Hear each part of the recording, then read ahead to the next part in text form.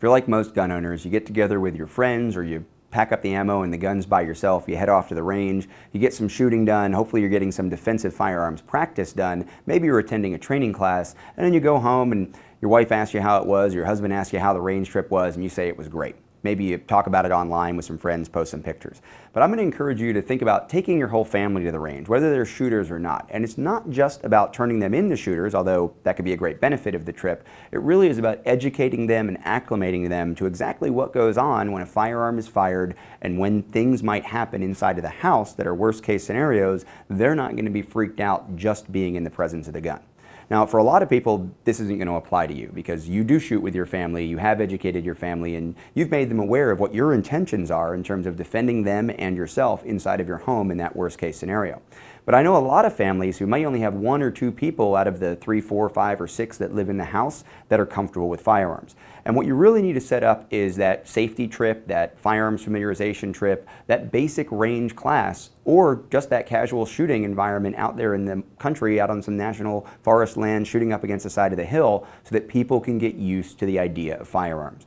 You know, think about that high-stress situation, right? The alarm's going off, glass has been broken, the dog's barking, there's a lot going on. People are scared, people are flustered, and if they're made uncomfortable by a firearm, when you pull it out of the quick access safe, when you open up your tactical walls and you pull that rifle out, and that distracts people from doing the things that they need to do to survive, which may very simply be follow your directions or follow a plan that's been rehearsed, maybe follow a script that you've laid out for them, but instead they fixate on the firearm, they start worrying about what's going to happen if you have to pull the trigger, and they're more worried about your opportunity to defend the family than they are the actual threat that might be out there somewhere on the other side of the door or down the hall or around the corner. That can cause more problems than anyone needs in those environments and in those scenarios. So taking your family to the range might not just be about turning them into a shooter or, of course, having a good time. It may be something that actually ends up saving their lives because they're more comfortable around firearms, they have some idea what to expect, and they're not distracted, much less surprised when you take action to defend them